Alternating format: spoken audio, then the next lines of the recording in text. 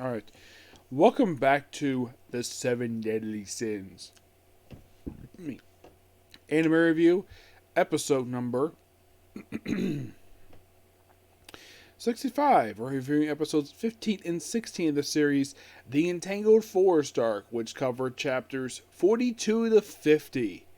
Yes, a 9-chapter story arc adapted for only 2 episodes. So yeah, kind of in the way they have like 4 to 5 chapters per episode. And in case you're curious though, did Seven Deadly Sins do this? Yes, it did.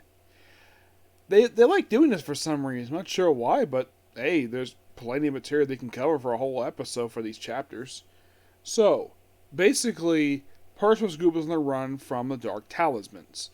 And then they arrive at this weird forest, which Percival remembers this particular forest because this forest was mentioned back in episode 1, the Entangled Forest. And since, like, we can lose them in here. And so, basically, they kind of split the 4 up, and then they counter one of them. They take out one of them.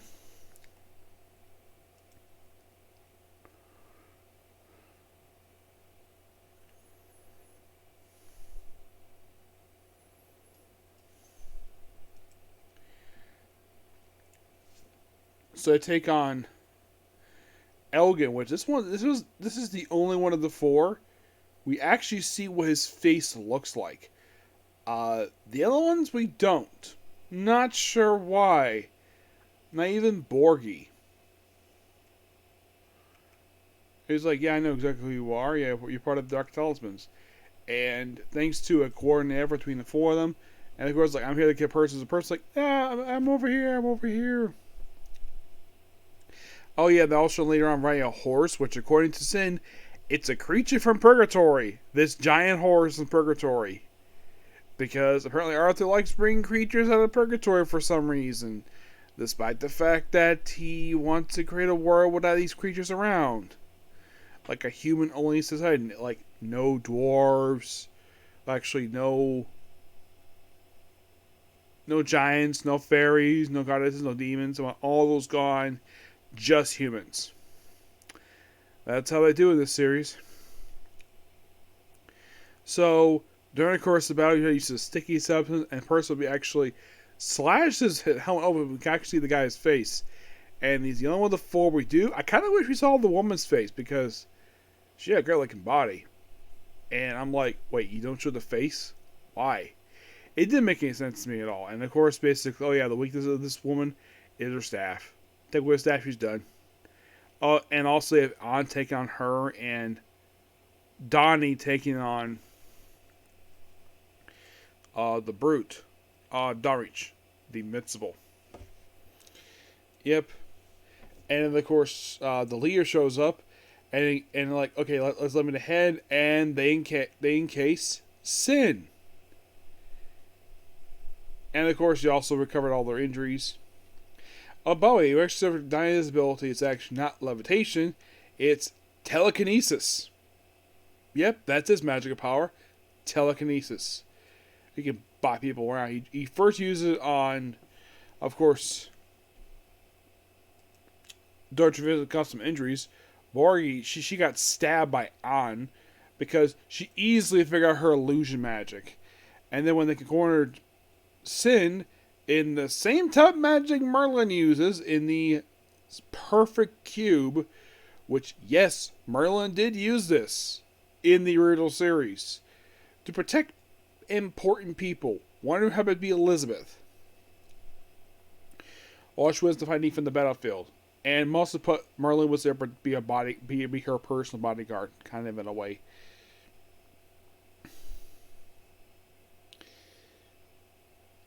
So then they attack Fox, they attack Sid and the Fox, and then apparently we see Borgie and Elgin get hit with arrows, and Dorich can punch in the gut, and then Fedgar says, "Who are you?" He's like, "My name is Lancelot." And proceeds, and he's like, "Oh, I gotta run away because it's basically Something very powerful. They cut the fact out the fact that he's actually the son of Bond and Elaine here, but yeah, I know who he is. And he runs away, and of course he uses a special ability to kill him. And what does he do with the three dead ones that are there? Why everything's he, of course, Percival's ever happy to see him. Is he alive? Calls him sin. He's like, no, my name is Lancelot. In the manga, he says there was no sin. Like, that was made up. In the anime, they expunged that, probably because basically it was kind of weird to say that. So, and he takes the 3 arrows, like, oh, they're going to shoot them? No, he basically creates 3 graves for the fallen Dark Talisman and proceeds to give them proper funerals. Meanwhile, though, the Black Knight gives him some news, and of course, basically, like, oh yeah, I can find him as bride. That's a plot thread that lasts for a little while. Who the bride is somebody who is much younger than our King Arthur, like about almost 20 years younger. Yes, for some strange reason that they decided to bring this girl in to be his bride. If they adapt, that I will discuss that. So, and of course, he's the running like, oh, I'm gonna take on Percy, like so excited, and he gets like, oh, what Dark Talisman doing here? Oh, Percival, let's fight. And Lance is like, nope, bye bye, bam, and they teleport away, and they end up in the Kingdom of Leonis.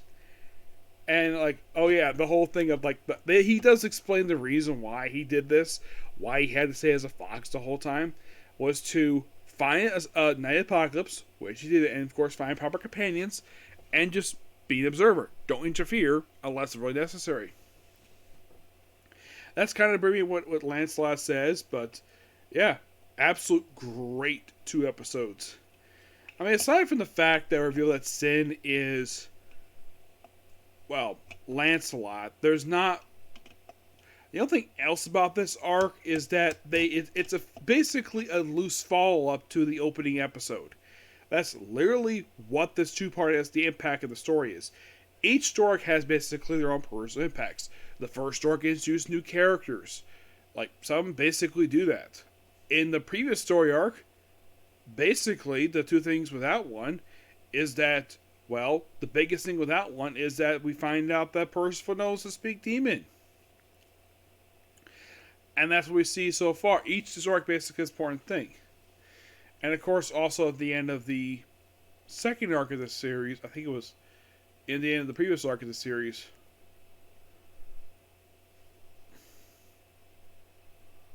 before that one, aside from the fact that Percival knows demon, like, in the previous one, like, the biggest impact that the Cancer arc has is that we get development for Donnie, and Percival gets a new sword. That's it. Sasania, kind of in a way, is the big thing related to this arc, aside from the fact we have debut on, is, well, she joins the group, and also another big impact that this arc has, we see Ironhide's face. That's another thing. And the third thing is Return of the Coffin, Eternal Darkness. Echo Gorge, aside from debut of a brand new character, it's also Return of Dolores, who was a character from the previous series. Which they think, oh, it's a new character. No, she actually is from the original series. It's just that she's its only flashback. I would say that her inclusion in that arc was a bit of a retcon. Yeah.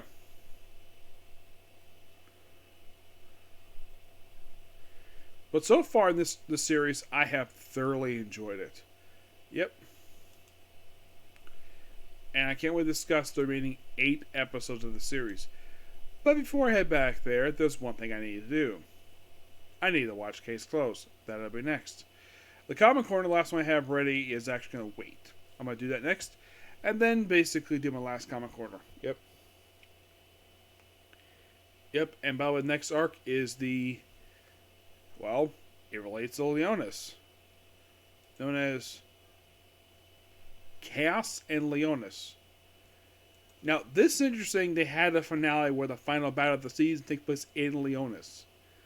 This also happened at the end of Season 1 of of the original series. They did the same thing there, and my guess is that's probably why the studio had this arc end the season, because that's what happened in the original series. Let's have this big final battle ending a lot of the big plot threads, while set up new ones happen at the end of the final arc of the season.